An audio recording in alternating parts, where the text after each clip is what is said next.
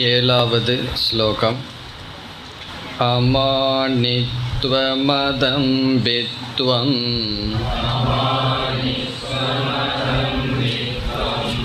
அஹிம்சா க்ஷாந்திரார்ஜவம்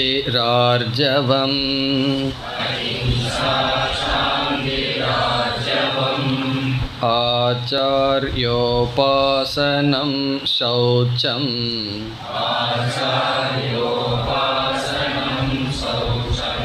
ஸ்தைர்யமாத்மவிநிக்ரஹः.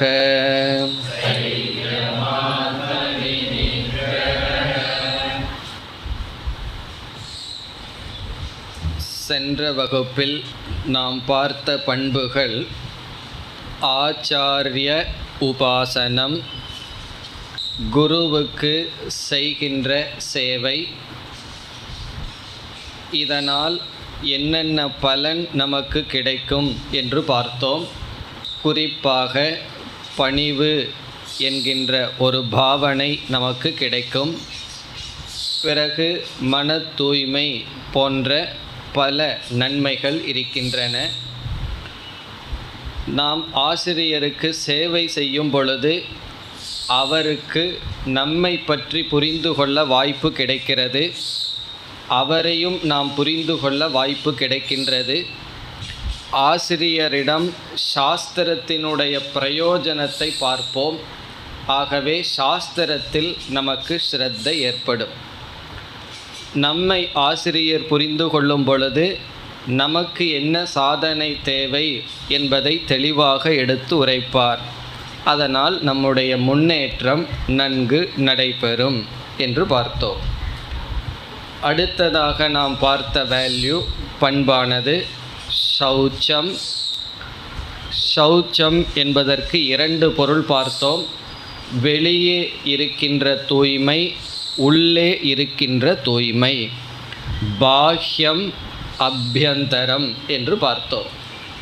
பாஹ்யம் என்றால் உடல், பிறகு நாம் பயன்படுத்துகின்ற பொருள்கள் அனைத்தையும் தூய்மையாக வைத்து பழகுதல், அவைகளெல்லாம் பாஹ்யம். ஆந்தரம் என்றால் மன தூய்மை.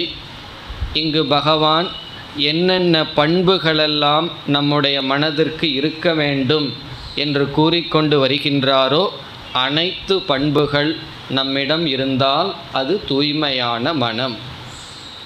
நம்முடைய மனதிற்கு இரண்டு முக்கிய தகுதிகள் வேண்டும் என்று உபனிஷத் கூறும். ஒன்று தூய்மையான மனம், இனி ஒன்று ஸ்திரமான மனம், உறுதியான மனம்.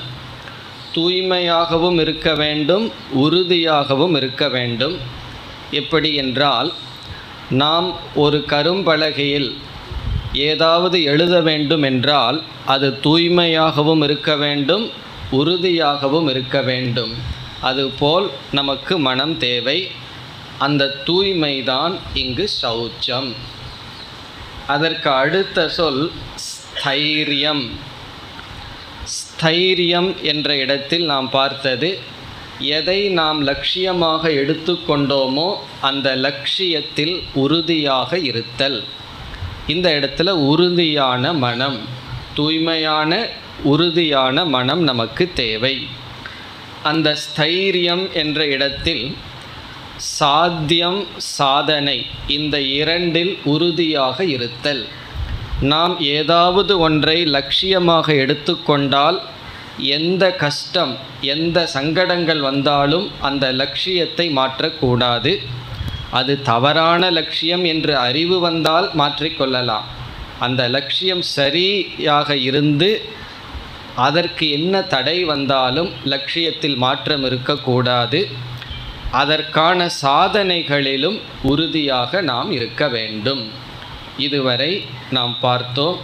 இனி அடுத்த 9வது பண்பு. முதலாவது நாம் பார்க்கின்ற இந்த ஸ்லோகத்தில் கடைசி வேல்யூ ஆத்ம விநிக்ரஹ. இது 9வதாக கூறப்படுகின்ற வேல்யூ. பகவான் ஒரே ஸ்லோகத்தில் 9 வேல்யூ, 9 பண்புகளை கூறியுள்ளார். அதில் ஆத்ம விநிக்ரஹ என்பது இங்கு ஆத்மா என்ற சொல்லுக்கு பொருள் உடல், இந்திரியங்கள், மனம். இந்த மூன்றும் ஆத்மா என்ற சொல்லில் இங்கு குறிப்பிடப்படுகின்றது. பொதுவாக ஆத்மா என்றால் அழியாத அறிவு சொரூபத்தை குறிக்கின்ற சொல்.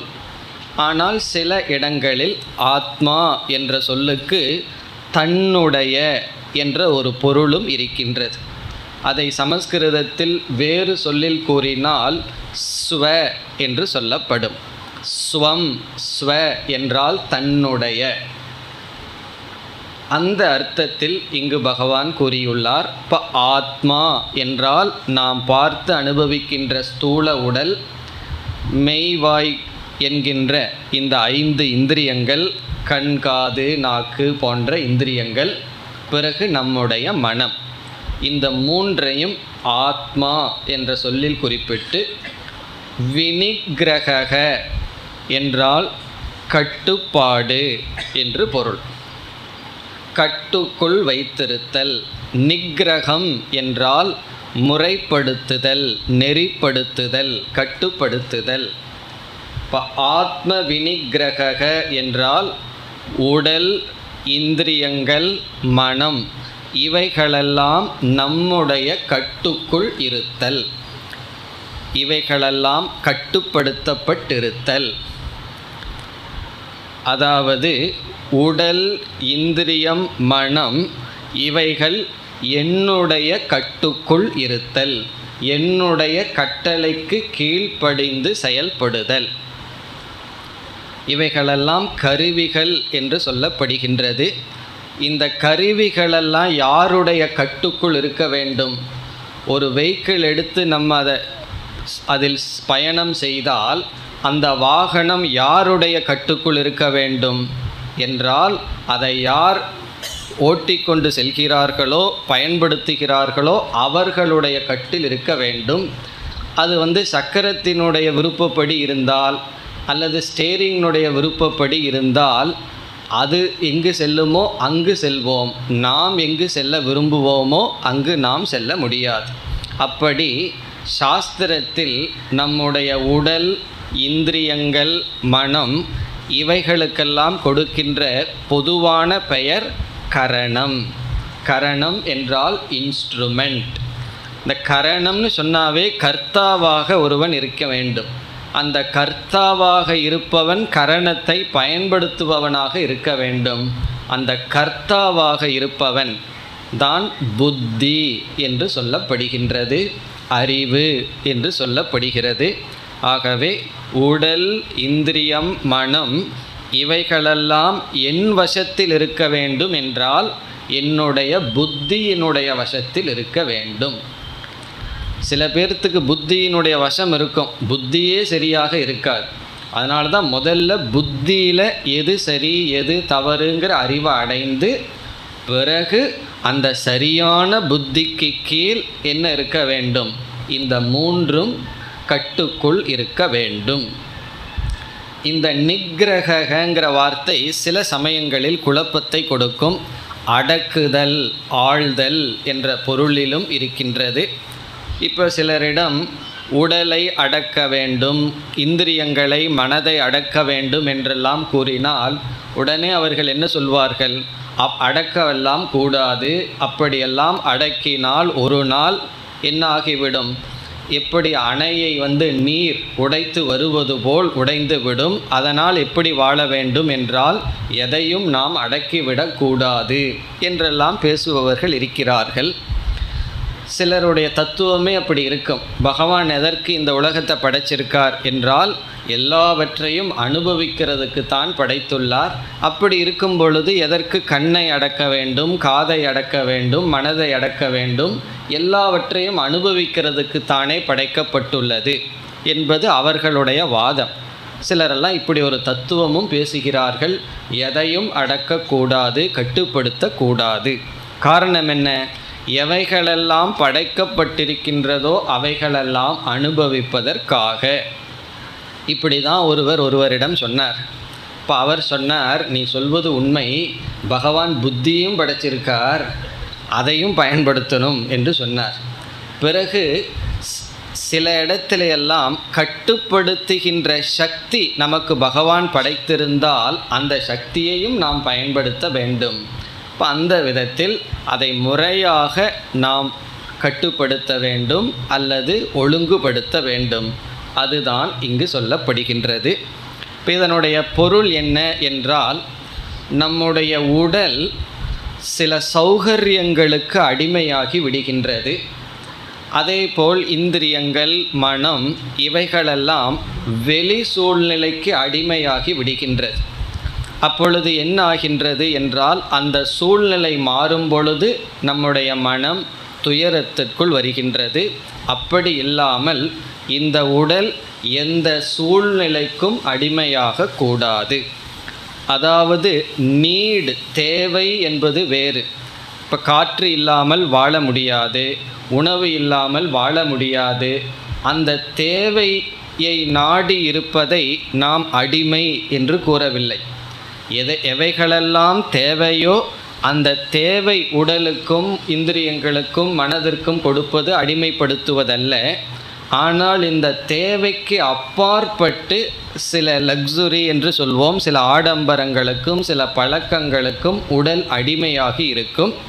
அப்படி அடிமையாகாமல் அவைகள் நாம் சொற்படி அறிவின்படி நடக்கின்ற விதத்தில் கட்டுக்குள் வைத்திருத்தல். இப்போ உடல் விஷயத்தில் அதிக போகத்தில் இல்லாமல் உடலுக்கு ஓரளவுக்காவது ஆரோக்கியத்துடன் இருந்து நமக்கு துணை புரிய வேண்டும். இனி அடுத்தது இந்திரியங்கள் என்று வந்தால், கண், காது முதலிய இந்திரியங்கள் இருக்கின்றன, 5 ஞானேந்திரியங்கள் இருக்கின்றன. இவைகளினுடைய கட்டுப்பாட்டிற்கு நாம் வேறொரு பெயர் படித்துள்ளோம், தமக என்று சொல்லப்படுகிறது. தமக என்றால் நம்முடைய இந்திரியங்களெல்லாம் நம்முடைய கட்டுக்கு கீழ் இருக்க வேண்டும். இப்போ கண்ணில் பார்க்கிறது, காதில் கேட்பது, வாயில் சுவைப்பது, இப்படி விதவிதமான அனுபவங்கள் இந்திரியங்கள் மூலமாக வந்து கொண்டு இருக்கின்றது.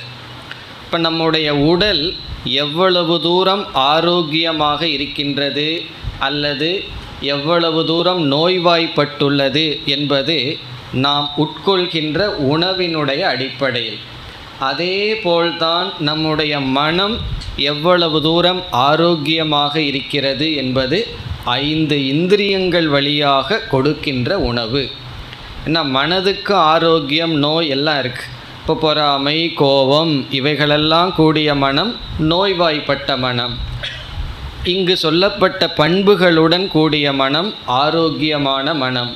இப்படிப்பட்ட மனம் எப்படி உருவாகப்படுகிறது என்றால், இந்திரியங்கள் வழியாக என்ன விஷயங்களை கொடுக்கின்றோம் அதன் அடிப்படையில். உடலுக்கு ஒரே ஒரு வாய், ஆனால் மனதிற்கு 5 துவாரங்கள் இருக்கின்றது, 5 இந்திரியங்கள் இருக்கின்றது. இப்போ இந்த இந்திரியங்களை நம்முடைய வாழ்க்கைக்கு விவகாரத்திற்கு பயன்படுத்தித்தான் ஆக வேண்டும். இப்போ கண், காது இவைகளெல்லாம் விவகாரத்துக்கும் பயன்படுத்தலாம், போகத்துக்கும் நாம் பயன்படுத்தி வருகின்றோம். இந்த 2க்கும் இதை பயன்படுத்துகின்றோம். இப்போ இங்கே பகவான் சொல்கிறார், விவகாரத்துக்கு பயன்படுத்த வேண்டும், ஓரளவுக்கு போகத்திற்கு பயன்படுத்த வேண்டும், ஆனால் அதில் மூழ்கிவிடக்கூடாது. அதனுடைய நிலை என்ன என்றால், எந்த இந்திரியத்தின் வழியாக ஒருவன் அதிக போகத்தை அனுபவிக்கின்றானோ அந்த இந்திரியத்தினுடைய சக்தியை இவன் இழந்து விடுகின்றான், பிறகு அடிமையாகின்றான், துயரப்படுகின்றான். ஆகவே அதை நாம் அளவாக பயன்படுத்துதல், அதை தமக என்று சொல்லப்படுகிறது. அதெல்லாம் இங்கு ஆத்ம என்ற சொல்லில் குறிப்பிடப்படுகின்றது. இப்போ ஆத்ம வினிகிரக என்றால் உடலை நம்முடைய கட்டுக்குள் வைத்திருத்தல், இந்திரியங்களை 5 ஞானேந்திரியங்களை முறையாக பயன்படுத்துதல். இனி அடுத்ததாக மனதை அமைதியாக வைத்திருத்தல், அதை நாம் சமக என்ற சொல்லில் குறிப்பிடுகின்றோம். இப்போ சமக என்றால் மனதினுடைய அமைதி. இப்போ கண், காது முதலியவைகள் மூலமாக பல சமயங்களில் மனம் விக்ஷேபத்தை அடையும். இப்போ காலையில் எழுந்தவுடன் எந்த விவகாரமும் நமக்கு இல்லை, யாரோடையும் நம்ம டிரான்சாக்ட் பண்ணலை, அப்போ மன அமைதியாக இருக்கும். மக்களோடு தொடர்பு கொள்ள கொள்ள காதில் விஷயங்கள் விழுக விழுக பொருள்களை பார்க்க பார்க்க என்ன ஏற்படுகின்றது? மனதில் விக்ஷேபம் ஏற்படுகின்றது. இப்போ சில சமயங்களில் குறிப்பாக தியான காலத்தில் நாம் எல்லா இந்திரியங்களையும் மூடிவிட்டோம். கண்ணை மூடிட்டு தான் உட்கார்ந்துருக்கோம், யாரும் கேட்காத இடத்துல உட்கார்ந்துருக்கோம், அல்லது அந்த நேரத்தில் யாரும் சப்தம் செய்யவில்லை. அப்பொழுது என்ன ஆகின்றது? உலகத்திடமிருந்து தொடர்பு அருந்து விட்டது. ஆனால் அந்த நேரத்தில் பார்த்தோம்னா தான் மனது ரொம்ப வேகமாக அதிகமாக செயல்படுகிறது. காரணம் என்னவென்றால், ஏற்கனவே சேர்த்து வைத்துள்ள அந்த சித்தம் என்ற மெமரி, அந்த பதிவுகளிலிருந்து மனமானது சஞ்சலப்பட்டு கொண்டிருக்கின்றது. எதை எண்ணக்கூடாதுன்னு நினைக்கிறோமோ அப்பொழுது அந்த எண்ணம்தான் நமக்கு வருகின்றது. அப்படி மனமானது சுயமாக சஞ்சரித்து கொண்டிருக்கின்றது, சஞ்சலத்தில் இருக்கின்றது. அதை நெறிப்படுத்துதல், அதை சமக என்று சொல்கின்றோம். இப்போ இந்திரியங்களை பயன்படுத்தி மனம் விக்ஷேபத்தை அடைவது ஒன்று, இந்திரியங்கள் இல்லாத சமயத்தில் மனம் பூர்வ சம்ஸ்காரத்தினுடைய வசத்தினால் சஞ்சலத்தை அடைவது அது ஒன்று. அதை சமக என்று சொல்கின்றோம். சஞ்சலத்தை சமக என்று சொல்லவில்லை, சஞ்சலம் இல்லாமல் பார்த்து கொள்வது சமக. இந்திரியத்தின் மூலமாக மனதை சஞ்சலப்படுத்தாமல் பார்த்து கொள்வது தமக. இந்த உடலை சூழ்நிலைக்கு அடிமையாகாமல் பார்த்து கொள்வது ஒன்று. அப்படி உடல், இந்திரியங்கள், மனம் இவைகள் கட்டுக்குள் இருத்தல், இவைகளினால் நாம் தாக்கப்படாமல் இருத்தல், அதைத்தான் ஆத்ம வினிகிரக என்ற சொல்லில் பகவான் குறிப்பிடுகின்றார். இனி அடுத்ததாக நாம் பார்க்கின்ற கருத்து, இப்படி இந்த மூன்றையும் நிகிரகம் செய்ய என்ன உபாயம்? மார்க்கம் என்ன? மீன்ஸ் உபாயம் என்ன? மனதை அமைதிப்படுத்தணும், இந்திரியங்களை அமைதிப்படுத்த வேண்டும், பிறகு உடலும் அமைதியாக இருக்க வேண்டும், உடலும் நம்முடைய கட்டுக்குள் இருக்க வேண்டும். இதற்கு என்ன உபாயம் என்றால், இப்பொழுது உடலிலிருந்து செல்லலாம். உடலானது எந்த சூழ்நிலையிலும் அடிமையாகாமல் இருக்க வேண்டும் என்றால் என்ன செய்ய வேண்டும்னா, எதை நாம் பயன்படுத்தி கொண்டிருக்கின்றோமோ அது இல்லாமலும் இருந்து பழக வேண்டும். இன்க்ளூடிங் சேர். ஒரு சேர்லேயே ரொம்ப கம்ஃபர்டபுளாக உட்காந்துட்டு இருந்தோம்னா வீட்டில் வேறு யாராவது அந்த சேரில் உட்காந்தா கோபம் வந்துடும். காரணம் என்ன? நம்மளுடைய உடல் அதற்கு அடிமையாக இருக்கும். அப்பொழுது என்ன செய்யணும்னா, அது இல்லாமலும் நம்ம இருந்து பழக வேண்டும். இப்போ இந்த உடல் எந்த பொருளையும் பயன்படுத்தலாம், ஆனால் எதற்கும் அடிமையாகாமல் இருந்து நம்மளாக பயிற்சி பண்ணணும். ஒவ்வொருக்கும் ஒவ்வொரு விதமான அடிமைகள், பழக்கம், டிபெண்டன்ஸ் இருக்கும். அதை நாம் நீக்க வேண்டும். அடுத்ததாக வந்தால் இந்திரியம் என்று வரும்பொழுது தமக என்று நாம் கூறுகின்றோம். சில சமயங்களில் எதில் மூலமாக நம்முடைய மனது அதிகமாக வெளியே சென்று வருகிறது என்று பார்த்து அவரவர்களுக்கு எதில் பலகீனம் இருக்கின்றது என்று கண்டுகொள்ள வேண்டும்.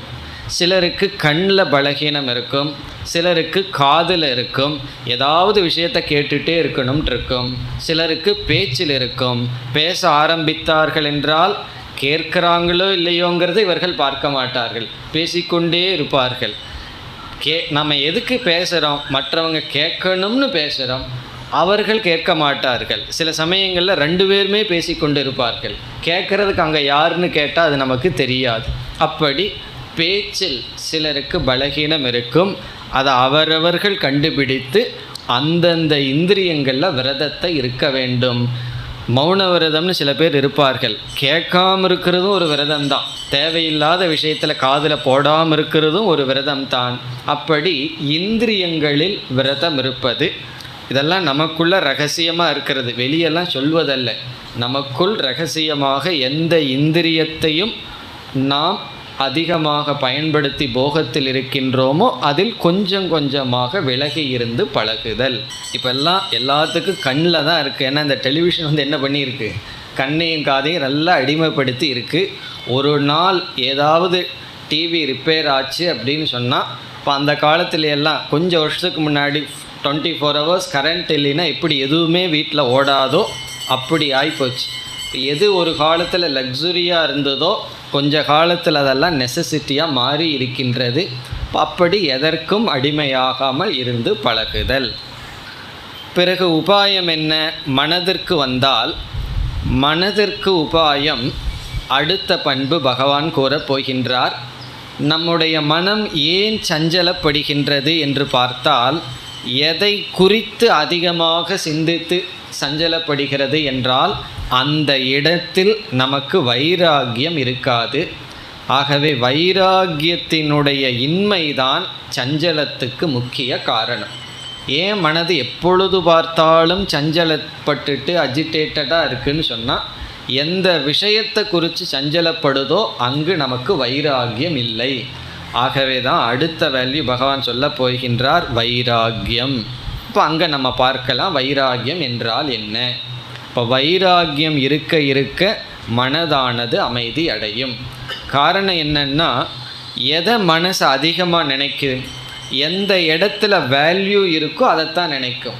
வேல்யூ இல்லாத மதிப்பில்லாத ஒன்றை மனதானது நினைக்காது. மனது அதிகமாக ஒன்றை நினைக்குதுன்னு சொன்னாவே அதிகமாக அந்த பொருளுக்கு மதிப்பு கொடுத்துருக்குன்னு அர்த்தம்.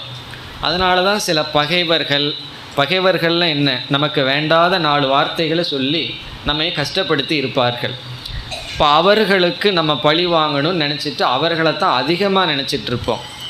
பகவானே சொல்கிறார் ஒரு இடத்துல மகாபாரதத்தில், என்னை வந்து அதிகமாக நினைக்கிறவன் யாருன்னு சொன்னால் சகுனி தான் அப்படின்னு சொல்கிறார். காரணம் என்ன? என்ன 2 பேர் ஒரே ஆள், ஒரே மாதிரி. இவர் ஒரு மாதிரி வேலை பண்ணுவார், அவர் ஒரு மாதிரி வேலை பண்ணுவார். அதனால் அதிகமாக சகுனி யாரை நினச்சிருக்காருன்னா கிருஷ்ணரை தான். அதனால் கிருஷ்ணர் சொல்கிறார், இது வந்து சத்ரு பக்திங்கிறார். என்னை சத்ருவாக பாவனை பண்ணி பக்தி செலுத்தி உள்ளான் என்று சொல்கின்றார். அப்படி நம்ம அதிக வேல்யூ கொடுத்துருக்கோம். அதனால தான் அதிகமாக ஒருவரையோ மற்றவர்கள் சொன்ன சொல்லையோ நினைத்து கொண்டு இருக்கின்றோம். அதனால் நமக்கு உண்மையிலேயே ஒருத்தரை பழி வாங்கணும்னு ஆசை இருந்ததுன்னு வச்சுக்கோமே. ஒருவர் யாராவது தேவையில்லாத சொற்களெல்லாம் சொல்லி நம்மை ரொம்ப புண்படுத்தி இருக்கிறார்கள். நம்ம 100% அவர்களை பழி வாங்கணும்னா அது ஒரே ஒரு மார்க்கம்தான். என்ன தெரியுமோ? அவர்களை நினைக்காமல் இருக்கிறது. அவர்களை பற்றி ஒரு எண்ணமும் எனக்கு வரல அப்படின்னா நம்ம 100% பழி வாங்கிட்டோம். அதனுடைய அர்த்தம் என்னென்னா டோட்டல் ஃப்ரீடம். அதை நம்ம செய்யணும். ஆனால் ஜஸ்ட் ஆப்போசிட்டாக பண்ணுறோம். யாரிடத்திலிருந்து விடுதலை அடையணுமோ அவர்களுடைய எண்ண ஓட்டமே இருந்து மனம் சஞ்சலம் அடைகின்றது. காரணம் வைராகிய அபாவம். வைராகியம் இல்லை.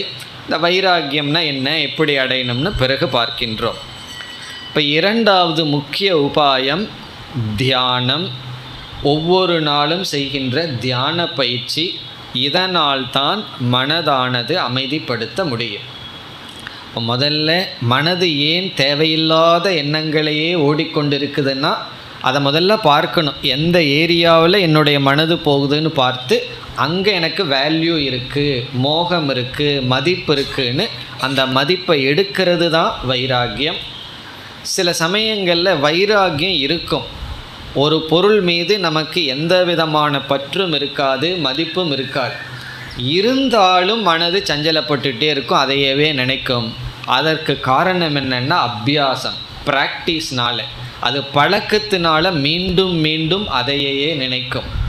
இந்த நாய்க்கு பொருள்களெல்லாம் கொடுத்து வளர்த்தி இருப்போம், அது நமக்கு பிடிக்காமல் போயிருக்கும்.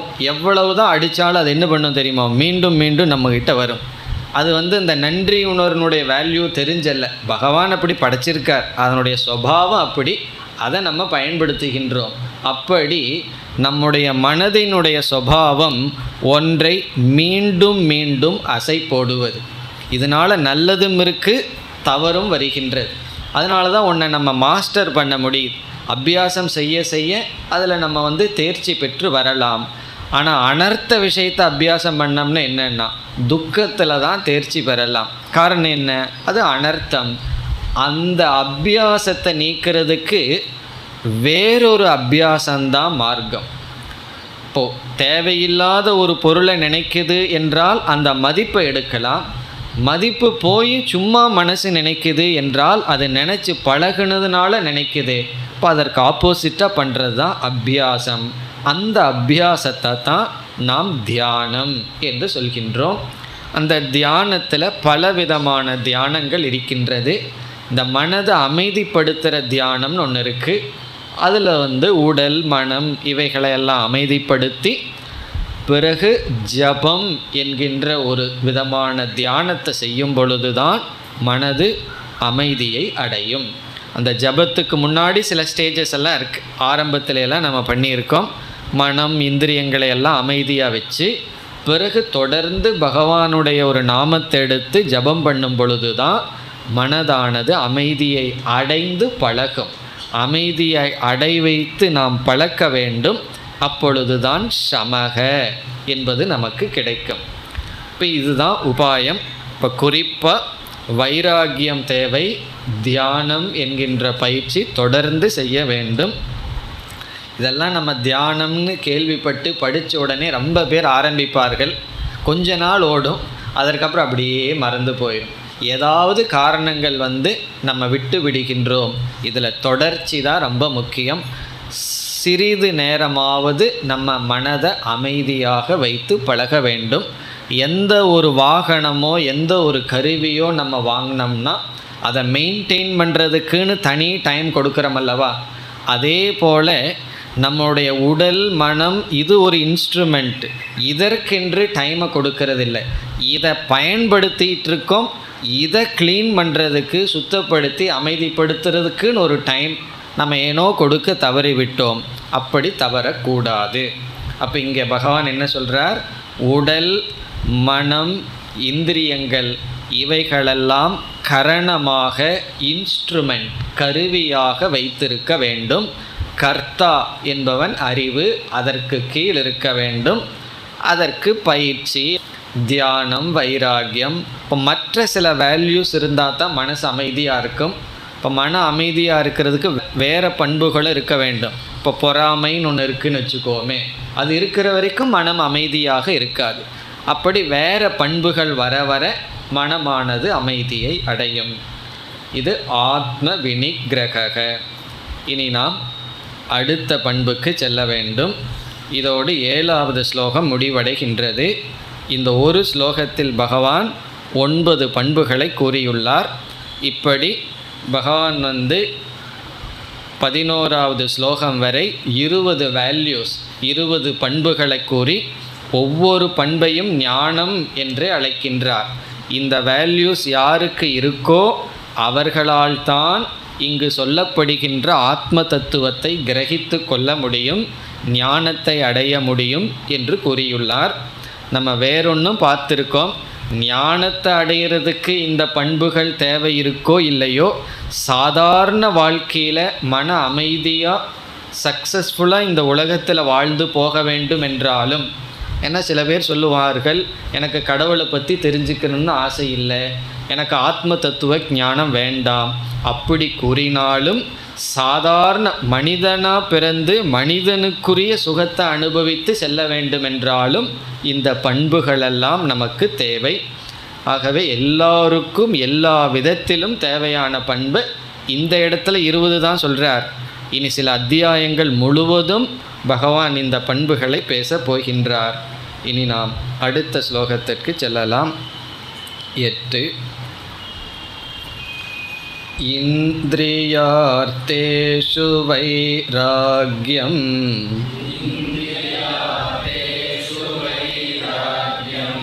அனஹங்கார ஏவச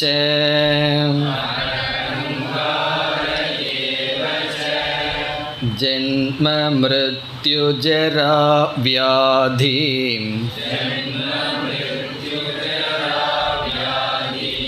துக்கதோஷானுதர்ஷனம்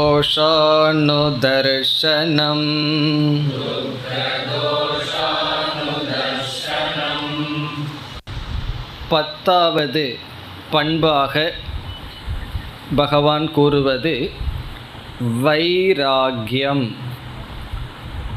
வைராகியம் என்பது, இதற்கு பல சொற்கள் இருக்கின்றது.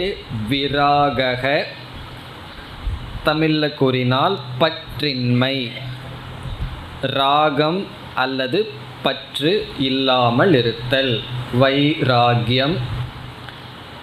வைராகியம் பற்று இல்லாமல் இருத்தல் என்றால் எதில் என்ற கேள்வி வருகின்றது. எதில் பற்று இல்லாமல் இருத்தல்? அதற்கு பகவானே பதில் கூறுகின்றார். இந்திரியார்த்தேஷு வைராகியம். இந்திரிய அர்த்தேஷு, இந்திரியம்னா நம்மால் அனுபவிக்கப்படுகின்ற பொருள்கள், அர்த்தம்னா ஆப்ஜெக்ட்ஸ், பொருள்கள். இந்திரிய அர்த்தம் என்றால் நம்முடைய புலன்களினால் அனுபவிக்கப்படுகின்ற பொருள்கள், அதில் பற்றின்மை. விஷயத்தில் பற்றின்மை. விஷயம் என்றால் நம்மால் அனுபவிக்கப்படுகின்ற இந்த பிரபஞ்சம், பொருள்கள், அதில் பற்றின்மை. இந்த வைராகியம்ங்கிற சொல் சில சமயங்களில் தவறாகவும் புரிந்து கொள்ளப்பட்டிருக்கின்றது. அவன் சினிமாவுக்கு போகணுன்னு வைராகியமாக இருக்கான்னு சொல்லுவார்கள். அதனுடைய அர்த்தம் என்னன்னா பிடிவாதம் அப்படின்னு அர்த்தம். அப்படி பிடிவாதம்ங்கிற அர்த்தத்தில் வைராகியம் என்று நாம் கூறுவோம். அது உலகத்தில் பழகி இருக்கின்றது. ஆனால் சாஸ்திரத்துக்குள்ள வைராகியம் என்பதற்கு முற்றிலும் வேறு அர்த்தம். சிலர் வேதாந்தமெல்லாம் படித்து கொஞ்சம் பற்றில்லாமல் இருந்தால் அவர்கள் வைராகியத்துக்கு இனி ஒரு அர்த்தம் கொடுத்து விடுவார்கள். இப்போ வீட்டில் யாரோ ஒருவருக்கு உடல்நிலை சரியில்லை, கொஞ்சம் வேதாந்தமெல்லாம் படித்தவர்கள் நம்ம எல்லா இடத்துலையும் சமநிலையில் இருக்கணும், நம்மளே அழுதுட்டு ரகலை பண்ணிகிட்டு இருந்தால் மறுபடியும் கஷ்டந்தான்னு சொல்லி செய்ய வேண்டிய காரியத்தை அலட்டிக்காமல் செய்தால் வீட்டில் இருக்கிறவங்களே என்ன சொல்வார்கள் தெரியுமோ? உனக்கு பாசமே இல்லை, எல்லா பாசமும் போயிடுது, இந்த மாதிரியெல்லாம் சொல்லி இன்டிஃபரண்ட் அப்படிங்கிற ஒரு அர்த்தத்தை சொல்வார்கள். உதாசீனனா நீ இருக்கின்றாய் என்றெல்லாம் சொல்லி இந்த வைராகியம் என்பதற்கு இன்டிஃபரன்ஸ்னு ஒரு அர்த்தம், அதாவது கண்டுக்கிறதில்லை, பொறுப்பில்லைங்கிற அர்த்தத்தை சொல்வார்கள். அல்லது இனியொரு அர்த்தம் என்னன்னா வெறுப்பு என்ற அர்த்தத்தையும் சிலர் புரிந்து கொண்டு இருக்கிறார்கள். இப்போ வைராகியம்னா முதல்ல எது அல்லன்னு பார்க்குறோம். வெறுப்புங்கிற ஒரு உணர்வு இருக்குது, அதாவது பொறுப்பின்மை, இப்படி ஒரு அர்த்தத்தை, பிடிவாதம், இப்படியெல்லாம் நினைத்து கொண்டு இருக்கிறார்கள். ஆனால் சாஸ்திரத்தில் சொல்கிறது இதெல்லாம் அல்ல. வெறுப்புங்கிறதோ அல்லது பிடிவாதம்ங்கிறதோ அல்லது பொறுப்பின்மையோ வைராகியம் என்ற சொல்லினால் குறிப்பிடப்படவில்லை. பிறகு வைராகியம்னா என்ன என்று முதலில் நாம் பார்க்கலாம். பிறகு இந்த வைராகியத்தை அடையிறதுக்கு உபாயமெல்லாம் என்ன என்று பார்க்கலாம். இந்த வைராகியம் என்பது இங்கு பகவான் கூறினார் இந்திரிய அர்த்தேஷு. இந்திரிய அர்த்தம் என்றால் இந்த இடத்துல போக அர்த்தம் என்று பொருள். இந்திரியத்திற்கு போகத்தை கொடுக்கின்ற அர்த்தத்தில், விஷயத்தில் என்று பொருள். நம்முடைய புலன்களுக்கு போகத்தை கொடுக்கின்ற விஷயத்தில் பற்றின்மை. இப்போ நம்முடைய உடல் வாழ வேண்டுமென்றால் உணவுங்கிறது அவசியம். இப்போ உணவில் பகவான் வைராகியத்தை இருக்க வேண்டும் சொல்லவில்லை. உணவில் வைராகியம் நமக்கு வர வேண்டிய அவசியம் இல்லை. காற்றில் வைராகியம் வர வேண்டிய அவசியம் இல்லை. காற்று இருந்தால் தான் சுவாசிக்க முடியும், உணவு இருந்தால் தான் உட்கொண்டு வாழ முடியும். ஆனால் இந்த உணவையே நம்ம 2 வகையாக பிரிக்கலாம். பசிக்காக சாப்பிட்றோம், சாப்பிட்டு முடிச்ச உடனே இவ்வளவு பெரிய கப்பில் ஐஸ்கிரீம் சாப்பிடுவார்கள். அது எதற்குனா அது பசிக்காகவான்னா அந்த பொருள் போகத்துக்காகவே படைக்கப்பட்டுள்ளது. சில பேர் நம்ம பிளேட்டில் பார்த்தோம்னா பிரித்து பார்க்கணும் மனசுக்குள்ளே, வெளியே சொல்ல வேண்டாம். இது எது போகத்துக்காக சாப்பிட்றேன், எது வயிற்றுக்காக யோகத்துக்காக சாப்பிட்றோம்னு பார்த்தா 100% பிளேட்டில் இருக்கிற ஆப்ஜெக்ட் எல்லாம் போகத்துக்காக இருக்கும். ஏதாவது தப்பி தவறி அதில் ஏதாவது ஒரு வேல்யூ இருந்தால் உண்டே தவிர அப்படி இருந்து கொண்டு இருக்கின்றது. அப்படி விஷயம் என்றால் போகத்தை கொடுக்கின்ற, வெறும் சுகத்தை மட்டும் கொடுக்கின்ற பொருள்கள், அதில் வைராகியம், அதாவது பற்றின்மை என்று சொல்லப்படுகிறது. அதற்கு வேறொரு இடத்தில் மிக அழகான லட்சணம் இருக்கின்றது. திருஷ்ட ஸ்ருத அனுபூத விஷயேஷு வைராகியம். அது முழுமையான லட்சணம். திருஷ்ட ஸ்ருத அனுபூத விஷயேஷு வைராகியம். அதாவது விஷயத்தை மூன்றாக பிரிக்கப்படுகிறது. நம்ம அனுபவிக்கிற பொருளெல்லாம் மூன்றாக பிரிக்கப்படுகிறது. ஒன்று அனுபவிக்கப்பட்ட பொருள்கள். இப்போ முதல் ஒரு பொருளை அனுபவிக்கிறோம். இப்போ ரசகுல்லாவை முதல் சாப்பிட்றோம்னு வச்சுக்குவோமே. சாப்பிட்றதுக்கு முன்னாடி அந்த பொருள் மீது நமக்கு விருப்பு வெறுப்பு அப்படிங்கிற பாவனையே இல்லை. யாரோ திடீர்னு கல்கட்டா கூட்டு போயிட்டு வந்துட்டார்கள். அங்கே போனால் எங்கே பார்த்தாலும் அதுதான் இருக்குது. சாப்பிட்டு வந்துட்டோம். உடனே என்ன ஆச்சுன்னா, இங்கே வந்த உடனே அதை பார்த்த உடனே அந்த சம்ஸ்காரம் வருது. இப்போ அனுபவிக்கப்பட்ட விஷயத்தில் நமக்கு என்ன இருக்கின்றது? ராகமானது, பற்றானது உற்பத்தியாகி விட்டது. சாப்பிட்டு போயாச்சு. ஆனால் என்ன பண்ணுது? ஒவ்வொரு அனுபவம் முடிஞ்சு போனதற்கு பிறகு விருப்போ அல்லது வெறுப்போ மனசுக்குள்ளே ஒரு பதிவை பண்ணிட்டு போயிடுது. அப்போ மீண்டும் அதை பார்க்கும் பொழுது அதன் மீது விருப்பு அதை நாடி நாம் செல்கின்றோம். அது அனுபவிக்கப்பட்ட விஷயம். சிலதெல்லாம் அனுபவிச்சிருக்க மாட்டோம், பார்த்திருப்போம். திருஷ்ட விஷயம் நம்ம பார்த்திருப்போம், அதை நம்ம அனுபவிக்கலை. சிலதெல்லாம் பார்த்திருக்க மாட்டோம், கேள்விப்பட்டிருப்போம். ஸ்ருத விஷயம் கேள்விப்பட்ட, அனுபவிக்காமல் பார்க்கப்பட்ட, அனுபவிக்கப்பட்ட, அப்படி 3 விஷயம் இருக்குது. இப்போ சாஸ்திரத்தில் சொர்க்கம்னு ஒரு லோகத்தை சொல்லி அங்கே பயங்கரமான டிஸ்கிரிப்ஷன் இருக்குது. சொர்க்கத்தில் எல்லாம் எப்படி இருக்கும்னா, அங்கெல்லாம் 24 hours என்னென்னா, இங்கே இப்போ இருக்கிற டிவி தான் சொர்க்கமே இங்கே வந்த மாதிரி இருக்குது. அங்கே எல்லா விதமான சேனல் இருக்கிறப்போ நான் லைவ் ஷோவை பார்க்கலாம். இங்கெல்லாம் வெறும் ஷேடோவை தான் பார்க்குறோம். அங்கே மியூசிக்கு, டான்ஸ் இதெல்லாம் இருக்கும். ஆனால் ஒரே ஒரு வருத்தம் என்னென்னா, அங்கே பசிக்காதான். அப்படின்னா விதவிதமாக சாப்பிட முடியாதுன்னு அர்த்தம். பசிச்சா தானே நல்லா சாப்பிடலாம். அப்படிப்பட்டதெல்லாம் சொல்லப்பட்டிருக்கு. இப்போ இதில் ஒரு பற்று இறந்ததற்கு பிறகு மீண்டும் போய் நான் அந்த சுகத்தை அனுபவிக்கணும்னு யாகம் பண்ணுறாருன்னு வச்சுக்குவோமே. இது எதை குறிக்கின்றதுன்னா, ஸ்ருத விஷயம், கேள்விப்பட்ட விஷயம். சிலதெல்லாம் கேள்விப்பட்டிருப்போம், ஆசையானது தூண்டப்படும். ஒரு பையன் படித்து அமெரிக்கா போயிட்டான்னு சொன்னால் அவன் என்ன பண்ணுறான்? மற்ற பசங்களை சும்மாவா விட்டு வைக்கிறான்?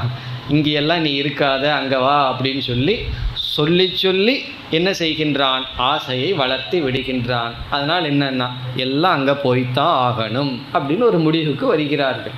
அப்படி கேள்விப்பட்ட விஷயத்திலேயே நமக்கு பற்று விடுகிறது. பார்த்து அனுபவிக்காத விஷயத்தில் பற்று விடுகிறது. பிறகு அனுபவித்த விஷயத்தில் பற்று வருகிறது. அதனால் எதையுமே அனுபவிக்கலின்னா ஆசை வராதுன்னு நினச்சிட வேண்டாம். அனுபவிக்காட்டியும் கூட காதில் விழுந்தால் போதும், பார்த்தா போதும், நமக்கு ஆசையானது வரலாம். அல்லது எல்லாத்தையும் அனுபவித்து ஆசை தீர்ந்துடணும்னு நினைக்க முடியாது. காரணம் என்ன? விஷயங்கள் எண்ணிக்கைக்கு அற்றதாக இருக்குது. அனுபவித்து ஆசையும் நாம் தீர்க்க முடியாது. அதற்கு மகாபாரதத்தில் கொடுக்குற உதாரணம், எரியிற நெருப்பில் எண்ணெயை ஊற்றுனா எப்படி இருக்குமோ அப்படி ஆசைக்கு தீனி போட அது வளர்ந்து கொண்டு தான் இருக்கும். இப்போ இப்படிப்பட்ட வெறும் இன்பத்தை, போகத்தை கொடுக்கின்ற விஷயத்தில் விராக, பற்றில்லாத நிலை, வைராகியம். இப்போ நம்ம எந்த ஆப்ஜெக்ட்லின்னு பார்த்தோம். இனி அடுத்த சொல் நாம் எடுத்துக்கொள்வது பற்றின்மை என்றால் என்ன, விராக என்றால் என்ன என்றால், இப்போ இந்த விராக பற்றின்மை என்பதனுடைய பொருள் இது ரொம்ப ஆழ்ந்த பொருள் இங்கே இருக்குது. கொஞ்சம் நல்லா சிந்திச்சா தான் இந்த அர்த்தமே நமக்கு புரியும். பற்றின்மை என்றால் அந்த பொருளினுடைய சுகத்துக்கு அடிமையாகாமல் இருத்தல். ஏன்னா ஒவ்வொரு பொருளும் ஒவ்வொரு இன்பத்தை ப்ராமிஸ் பண்ணுது.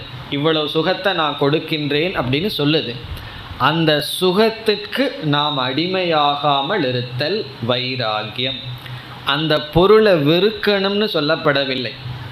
அந்த பொருளில் நம்ம உதாசீனனாக இருக்கணும்னு சொல்லப்படவில்லை. அந்த பொருளை இருக்கின்ற அடிமையாகாத மனநிலை. இப்போ வைராகியம் என்பது எந்தெந்த பொருள்களெல்லாம் நான் பார்த்து கேள்விப்பட்டு அனுபவிச்சிருக்கிறனோ அது கொடுக்கின்ற இன்பத்தில் பற்றில்லாத தன்மை. இதுதான் வைராகியத்தினுடைய லட்சணம். பொதுவாக இந்த வைராகியம் அவ்வளவு சுலபமாக நமக்கு வந்து விடாது. இது ரொம்ப கிராஜுவலாக வர்ற வேல்யூ. மெதுவாக கொஞ்சம் கொஞ்சமாக தான் வரும். நாளை காலையில் 9 மணியிலிருந்து எல்லா பொருள் இடத்துலையும் வைராகியத்தோடு இருக்கன்னெல்லாம் சொல்ல முடியாது. காரணம் என்ன? அப்படி மனம் வராது. இந்த வைராகியங்கிறது காலப்போக்கில் கிரமமாக அடையப்படுகின்ற ஒரு மனப்பக்குவம். இந்த உலகத்தில் இருக்கின்ற போக பொருள்கள் மீது நமக்கு வருகின்ற ஒரு விதமான ஆட்டிடியூட், ஒரு விதமான பாவனை. இந்த செயலாக இருந்ததுன்னா கஷ்டப்பட்டு செஞ்சிடலாம். ஆட்டிடியூடு, பாவனைங்கிறது செய்ய முடியாது. அதை நம்ம கஷ்டப்பட்டு அடைய வேண்டும். அது நமக்குள்ளே வரணும், பக்குவமாக நமக்கு வரணும். இப்போ ஒரு இடத்துலேருந்து இனி ஒரு இடத்துக்கு செல்வதுங்கிறது ஒரு ஆக்ஷன். அதை நம்ம செஞ்சிடலாம். அது ஒரு குறிப்பிட்ட காலத்தில் செய்யலாம், ஏன்னா அது ஆக்ஷன். ஆனால் ஆட்டிடியூடுங்கிறத செய்ய முடியாது. நாளை காலையில் 9 மணிக்கு என்ன நீ நேசிப்பாயா அப்படின்னா அது ஒரு டைமில் செய்கிற ஆக்ஷன் அல்ல. அதே போல் கோபமும் அப்படித்தான். கோபம்ங்கிற ஒரு ஆட்டிடியூட் அல்லது ரியாக்ஷன். அது வராது. எனக்கு காலையில் கரெக்டாக 8 மணிக்கு கோபம் வந்துடுன்னு யாராவது சொல்லுவார்களா? அப்படி முடியாது. அவருக்கு எப்போ வரும் எப்போ வராதுன்னு அவருக்கே தெரியாது. அதுதான் அதனுடைய பியூட்டி. இந்த ஃபீலிங்ஸ் எல்லாம் அதாக வரணும். அப்படி வைராகியம்ங்கிறது ஒரு ஆக்ஷன் அல்ல. அதனால தான் ஒருவர் வீட்டுக்கு போகிறோம். என்ன பண்ணிகிட்டு இருந்தீங்கன்னா, நான் தியானம் பண்ணிகிட்டு இருந்தேன்னு சொல்லலாம், அல்லது படிச்சுட்டு இருந்தேன்னு சொல்லலாம், சிந்திச்சிட்டு இருந்தேன்னு சொல்லலாம். நான் வைராகியம் பண்ணிகிட்டு இருந்தேன்னு சொல்லுவாரோ? வைராகியங்கிறது ஒரு செயலாக பண்ணிகிட்டு இருக்கிறதுக்கு அப்படி சொல்ல முடியாது. ஆகவே இது ஒரு விதமான மனப்பக்குவம், இது ஒரு விதமான மென்டல் ஆட்டிடியூட், நமக்குள்ளே வர்ற ஒரு பக்குவம். இப்படி நான் சின்ன வயசில் எத்தனையோ பொருள்களெல்லாம் நமக்கு இன்பத்தை கொடுத்துட்டு இருந்தது. இப்போ 3 சக்கர சைக்கிள், கிரிக்கெட் பேட், இதெல்லாம் என்னன்னா அதெல்லாம் நமக்கு ஒரு விஷயமாக இருந்து இன்பத்தை கொடுத்துட்டு இருந்தது. வளர வளர என்ன ஆச்சுன்னா அந்த பொருள்களெல்லாம் இன்பத்தை கொடுக்குற சக்தியை இழந்து விட்டது. காரணம் என்னென்னா நமக்கு வைராகியம் விட்டது அந்த பொருள்களில். ஆனால் என்ன ஆகிடுதுன்னா ரீப்ளேஸ் ஆகிருக்கு, வேறு பொருள்கள் ரீப்ளேஸ் ஆகிட்டுருக்கு. இப்படி பொருள்கள் மாறிக்கொண்டே இருக்கின்றது. ஆனால் அந்த பற்று இந்திரியங்கள் வழியாக சென்று பொருள்களில் இருக்கின்ற போகத்தை அனுபவிக்கிறோங்கிறது மாறாமல் இருக்கின்றது. அப்படி மாற்றம் அடைவது தான் வைராகியம் என்று சொல்லப்படுகிறது. இனி இந்த வைராகியம் வருவதற்கான மூலம், உபாயம் என்ன என்று பார்க்கலாம். வைராகியத்துக்கு மூலம் என்ன?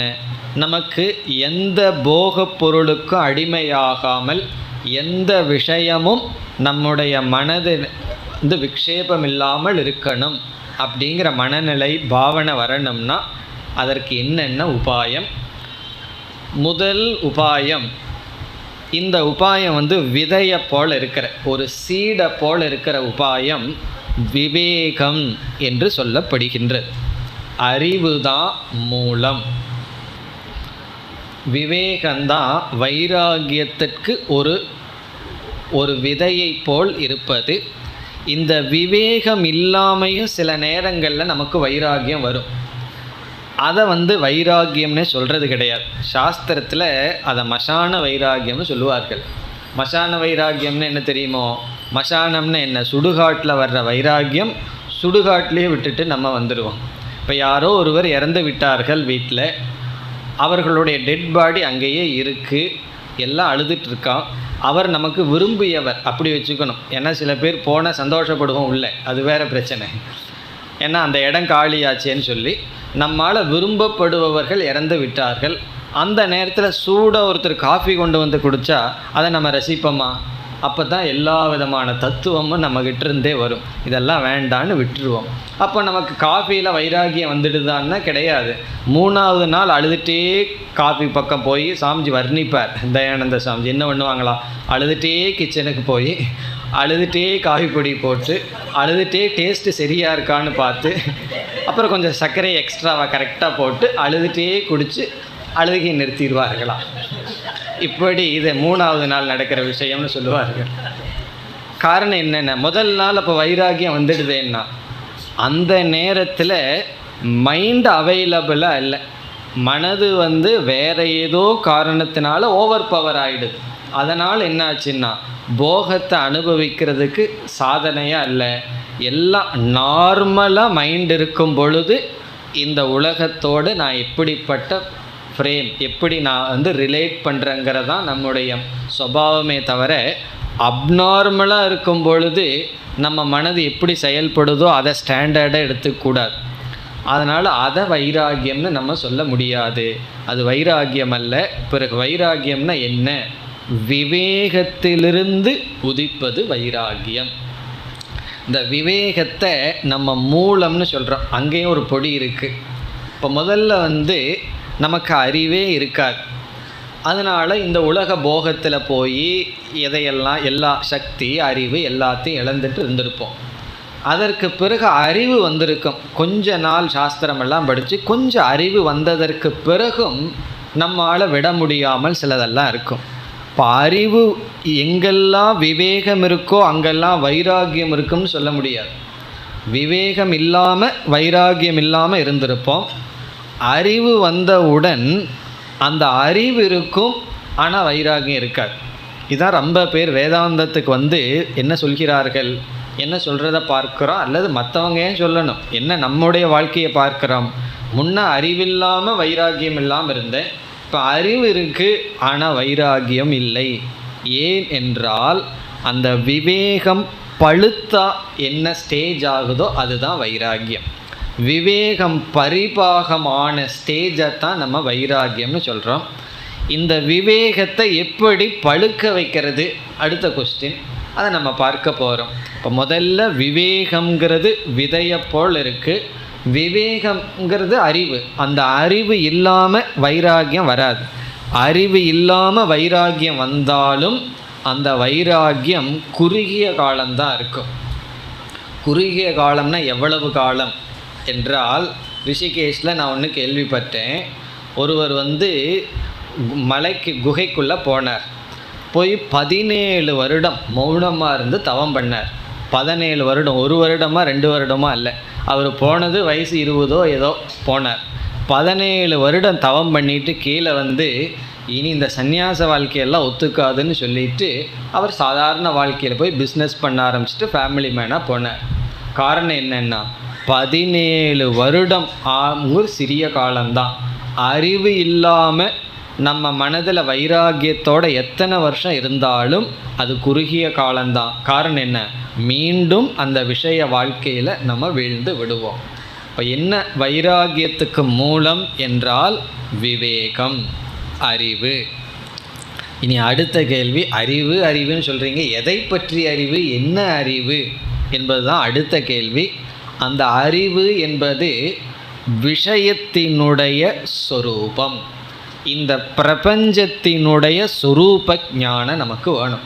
வெறும் பிரம்மத்தினுடைய சொரூபத்தை மட்டும் தெரிஞ்சால் போதாது, அதை மெதுவாக தெரிஞ்சுக்குவோம். நமக்கு முன்னாடி இருக்கிற இந்த உலகத்தினுடைய தன்மையை நாம் புரிந்திருக்க வேண்டும். நம்மை சுற்றி இருக்கின்ற பிரபஞ்சத்தினுடைய தன்மையை புரிஞ்சுக்கணும். முதல்ல நம்முடைய மனம், பிறகு நம்மை சுற்றி இருக்கிறவங்களுடைய மனம், உலகம், அதை நம்ம புரிஞ்சுக்கணும். அந்த அறிவு தான் மூலமாக இருக்கின்றது. இப்போ அந்த அறிவு என்ன புரிந்து கொள்ள வேண்டும் என்றால், இந்த கட்டோபனிஷத்தில் நம்ம படிச்சிருக்கோம், அல்லது கட்டோபனிஷத்தை படித்தவர்களுக்கு தெரியும். இந்த நச்சிகேதன்கிற சின்ன பையன், யமதர்மராஜாங்கிறவர் ஆசிரியர். அவர் நச்சிகேதனிடம் உனக்கு என்ன வரம் வேணும்னு கேட்குறார். அவன் ஆத்ம ஞானத்தை ஒரு வரமாக கேட்கும் பொழுது யமராஜா என்ன சொல்கிறார், அதை கேட்காத மற்றதெல்லாம் கேளுன்னு விதவிதமான பொருள்களை கொடுக்குறார். நீ எவ்வளவு வருஷம் வேணாலும் வாழ்ந்துகொள், எவ்வளவு இன்பத்தை வேண்டுமானாலும் அனுபவித்துக்கொள், மனிதர்களால் அனுபவிக்க முடியாத அனைத்து இன்பத்தையும் உனக்கு கொடுக்குறேன்னு சொல்லும் பொழுது அவன் சில காரணங்களை சொல்கின்றான். சின்ன பையன்தான். என்ன காரணம் சொல்கிறான், இவைகளெல்லாம் எனக்கு வேண்டாம், நீங்கள் என்னென்ன போகத்தை எனக்கு கொடுக்கிறீர்களோ அவைகளெல்லாம் எனக்கு வேண்டாம். ஆசிரியர் நினைக்கலாம் இந்த சின்ன பையனுக்கு தெரியல ஏன் வேண்டான்னு சொல்கிறான்னு. அதனால் அவன் காரணம் சொல்கிறான். அதில் ஒரு சில காரணத்தை இங்கே பார்க்கலாம். முதல் காரணம் என்ன சொல்கிறான்? சர்வேந்திரியானாம் ஜரயந்தி தேஜக. அதாவது என்னென்ன விஷயங்களையெல்லாம் போகங்களையெல்லாம் நீங்கள் எனக்கு கொடுக்குறேன்னு சொல்கிறீர்களோ உனக்கு எல்லாம் கொடுக்குறேன். ஆனால் என்னன்னா, ஒருவர் சொன்னார் வீட்டில் பணம் இல்லை டிவி வாங்கணும்னா, சரி கண்ணை விற்று டிவி வாங்கிக்கோன்னு சொன்னால் எப்படி இருக்கும்னா, ஐ டொனேட் பண்ணி அதில் டிவி வாங்கிக்கன்னா எப்படி இருக்கும்? அதுபோல் உனக்கு எல்லா விஷயத்தையும் கொடுக்குறேன்னு சொன்னீர்கள், அதை அனுபவிக்கின்ற இந்த இந்திரியங்கள் இருக்கே ஜரயந்தி தேஜக, அனைத்து போகங்களினுடைய பலன் என்னை பலகீனப்படுத்தும். அப்போ நான் பலகீனனாக இருந்து எல்லாம் நம்மக்கிட்ட இருந்து என்ன பிரயோஜனம்னா, ரிமோட் கண்ட்ரோல் எடுத்து அமுத்துறதுக்கு கூட சக்தி இருக்காது. பக்கத்தில் போகிறதுக்கு சக்தி இல்லாதனால தான் இப்போ ரிமோட் கண்ட்ரோல் இருக்குது. அதை கையில் எடுத்து கரெக்டாக பார்த்து ப்ரெஸ் பண்ணுறதுக்கு சக்தி வேணுமில்ல, அதுவே நமக்கு இருக்காது. காரணம் என்னென்னா ஜரயந்தி தேஜக. அப்படி அனைத்து போகமும் என்னை பலகீனப்படுத்துமே தவிர பலப்படுத்தாது. இது முதல் அறிவாக அவன் சொல்கிறான். எனக்கு என்ன அறிவு இருக்குது, நீங்கள் என்னென்ன போகத்தை எல்லாம் எனக்கு கொடுக்குறேன் சொன்னீர்களோ அதனுடைய முதல் பிரயோஜனம் அது என்னை பலகீனப்படுத்துமே தவிர பலப்படுத்தாது. பிறகு அடுத்தது கூறுகின்றான் யமதர்மராஜா என்ன சொல்கிறார், உனக்கு எவ்வளவு பூமி வேணுமோ அவ்வளவு பூமி எடுத்துக்கோன்னு சொல்கிறார். இங்கெல்லாம் நம்ம 5 சென்ட்டு 10 சென்ட்டுக்கு கோர்ட்டுக்கு போயிட்டுருக்கோம். அவனுக்கு என்ன கிடச்சிதுன்னா, உனக்கு எவ்வளவு பூமி வேணுமோ அவ்வளவும் கொடுக்குறேன், எவ்வளவு பணம் வேணுமோ அவ்வளவு பணம் கொடுக்குறேன். அதுக்கு அவன் சொல்கிறான், ந வித்தேன தர்ப்பணீயக மனுஷ்யக. ஒரு மனிதன் செல்வத்தினால் திருப்தியை அடைய முடியாது. ஒருவனுக்கு எவ்வளவு செல்வத்தை கொடுத்தாலும் அந்த செல்வம் அவனுக்கு திருப்தியை கொடுக்காது. திருப்தியை கொடுக்கிற சக்தி அந்த செல்வத்திற்கு கிடையாது. எவ்வளவு பொருள் வேண்டுமானாலும் இருக்கட்டும், அந்த பொருள் ஒருவனுக்கு நிறைவை தராது. இதை புத்தர் சொல்கிறார். புத்தர் எல்லாத்தையும் துறந்து நடந்து போயிட்டுருக்கும் பொழுது பக்கத்து நாட்டுக்கு போகிறார். அந்த ராஜா புத்தரினுடைய தந்தையினுடைய நண்பர். அவர் சொல்கிறார், என்னுடைய நண்பனுடைய பையனாக இருக்க நீ ஏன் இவ்வளவு கஷ்டப்படணும்? உனக்கு ராஜ்யம் பத்துலேன்னு சொன்னால் என்னோடையும் சேர்த்து எடுத்துக்கோ, எல்லாத்தையும் நான் உனக்கு கொடுக்குறேன், உன்னுடைய அப்பா சொத்தும் வச்சுக்கோ, என்னுடைய ராஜ்யத்தையும் வச்சுக்கோ, பிறகு நீ என்ன மோட்சத்துக்கு முயற்சி பண்ணணுமோ பண்ணு, அதெல்லாம் விட்டுட்டு ஏன் இங்கே பிச்சை எடுக்கிறேன்னு கேட்குறார். அதற்கு அவர் ஒரு அழகான ஸ்லோகத்தில் பதில் சொல்கிறார். அதாவது ராஜா என்னைக்குமே சிரிச்சிட்டு இருந்தது கிடையாது, பிச்சைக்காரன் என்னைக்குமே அழுதுட்டு இருந்ததும் கிடையாது அப்படின்னு சொல்கிறார். எல்லா சொத்து இருக்கிறவன், எல்லா வசதி இருக்கிறவன் என்றைக்குமே சிரிச்சிட்டு இருந்ததில்லை. அதனுடைய அர்த்தம் என்னன்னா, அவனுக்கும் அழுகிறதுக்கு நேரம் இருக்குது. ஒன்றுமே இல்லாமல் சேரியில் இருக்கானே அவனை போய் பாருங்கள், சாயந்தர நேரம் ஒரு விதமான கட்டல்ல அப்படியே ஹாயாக படுத்துட்டு எவ்வளோ சந்தோஷமாக குடிக்கிறான். அவன் சந்தோஷத்தில் குடிக்கிறான், பொருள் இருக்கிறவன் துக்கத்தில் குடிக்கிறான். அவ்வளோதான் வித்தியாசம். எல்லா வேலையும் முடிச்சுட்டு ஒரு பொறுப்பும் இல்லாமல் வீட்டை திறந்து போட்டுட்டு பூட்டி லாக் பண்ணி இதெல்லாம் ஒரு கஷ்டமும் கிடையாது, அவ்வளோ மகிழ்ச்சியாக உறங்கி கொண்டு இருக்கின்றான். நான் காலையில் வாக் போகும்போது ஒரு இடத்துல பார்த்தேன், இந்த செப்பலெல்லாம் தைச்சிட்ருப்பார். அவர் அங்கே படுத்திருக்கார். அவருடைய கடையை திறந்து போட்டு தூங்கிட்டு இருக்கார். காரணம் என்ன? யாரும் நம்ம கடையை திருட மாட்டார்கள். நம்ம கடையில் இருக்கிற பொருளை திருடுறதுக்கு யாருமே இல்லைன்னு, நமக்கு திருட்டு பயம் இல்லைன்னா எவ்வளோ சந்தோஷமாக தூங்குவோம். திருட்டு பயம் இருக்குன்னா சம்டைம் கூர்கா அடிக்கிற சத்தமே திருடணும்னு எந்திரிச்சு பார்த்துட்டு நிம்மதி இல்லாமல் தூங்கிட்டு இருக்கோம். அவன் எவ்வளோ சந்தோஷமாக தூங்குறான். அவன் முகத்தை பார்க்கும்போது பொறாமையாக இருக்கும் மற்றவர்களுக்கெல்லாம். காரணம் என்ன? எந்த ஒரு சொத்தும் பணமும் திருப்தியை கொடுக்காது. வைராகிய சதகத்தில் சொல்கிறார், திருப்தியை கொடுக்காட்டி பரவாயில்ல, பயத்தை எல்லாம் கொடுத்துட்ருக்குன்னு சொல்கிறார். பொருள் எல்லாம் நமக்கு பயத்தை கொடுக்கும். இதில் என்ன பியூட்டின்னா, பொருள் இல்லாததுனால தான் பயம். உடல்நிலை சரியில்லைன்னா என்ன ஆயிருமோ, கடைசியில் யார் பார்த்துக்குவார்களோ, ஒரு 25 லட்சம் ரூபா பேங்க்கில் இருந்ததுன்னு வச்சுக்குவோமே, சேஃபாக இருக்குன்னு சொல்லி பணம் இல்லாதது ஒரு பயத்தை கொடுக்குது. இப்போ இவன் எதுக்கு கஷ்டப்பட்டு பணத்தை சம்பாதிக்கிறான்னா அந்த பயத்தை நீக்கிறதுக்கு.